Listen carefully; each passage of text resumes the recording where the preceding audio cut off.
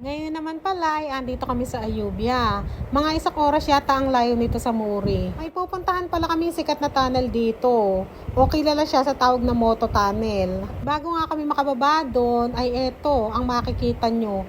Isang katutak na unggoy. Sobrang daming unggoy dito at saka naglalaki ang mga pine tree.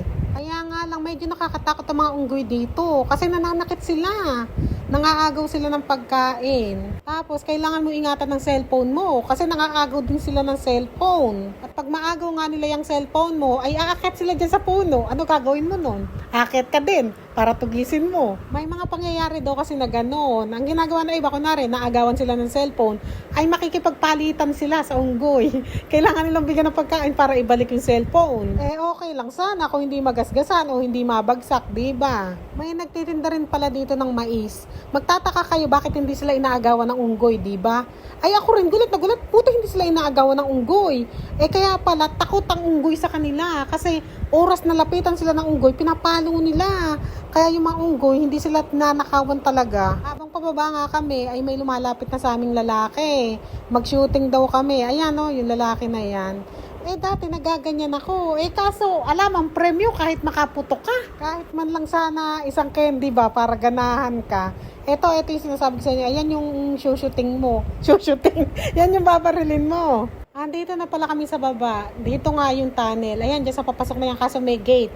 Kailangan nyo magbayad dyan. Tapos ito mga entrance niya. Adults, 20. Children, 10. Pag foreigner, 500. Pero ang binayaran ko dyan, 20 lang din. Baka magtaka kayo, bakit 20 lang din ang binayaran ko? Foreigner ako.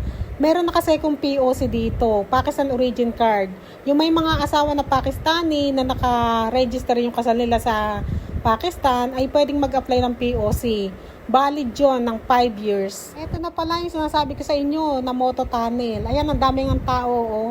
Tapos, pakita ko na rin sa inyo yung POC ko. O, ganyan yung card na sinasabi ko sa inyo na meron ako. Itong tunnel na ito ay noong 1891 pa nga ito. Ay, ang tagal na talaga, ano. Pero tignan nyo, maayos pa rin siya talaga. Ang kwento ng bayaw ko tungkol sa tunnel na ito, ginawa daw ito para sa water supply. Kasi nung unang panahon daw ay wala daw tubig dito o hirap sila sa tubig, ganun. Kaya ginawa ito. Tapos, ginawa rin daw itong taguan. Kunwari, may gera, ganyan.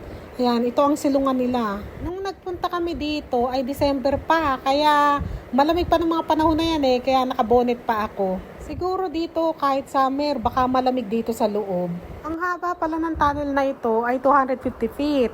Tapos yung lapad niya ay nasa 4 feet yata. Ang taas naman niya ay nasa 6 feet. Dito pala sa pinuntahan namin ay marami din nag-hiking. Tapos dito pala sa papalabas na kami, yung mga bato niya parang kumakatas-katas yung tubig. Kaya nasabi ko sa inyo na baka kahit summer ay malamig dito sa loob. Kasi nga may mga ganyan na kumakatas-katas yung bato. Pero hindi ako sure ha, wag niyong masyadong dibdibin mga sinasabi ko. Wag niyo masyadong paniwalaan. Dalawang pala na anak. I show you movies, same to same. Sige.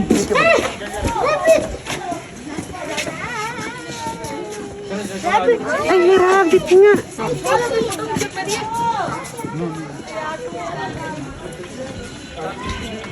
Oh.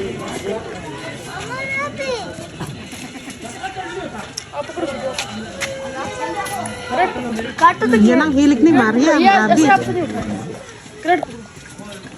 कटेगा कुछ नहीं कहता ले इतना है तस्वीर बना सकते कितने पैसे लेते हैं चलो Yan ang hilig ni Maria.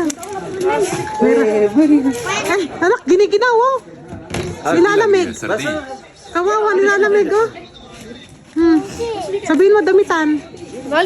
हाँ बना ली Pakaro. Hold on oh. Pakaro. Ay, ito anak ko, may malinggit oh. Nakirap malinggit. Pa-picture ka kaya marchacho mo. Usman. Same kayo niyan, no? छोटा सा Ano? कॉपी है Malusog. Pa-picture ka kaya marchacho. Rice की Maryam You're not feel cold, don't you? Oh, you're acting only. Pretending, not gold. Nasuot ng bayaw ko, manipis yan. Sabi ko, di ka pa giniginaw, hindi daw. Kunwari lang yan. Ako nga giniginaw. May tinda din dito.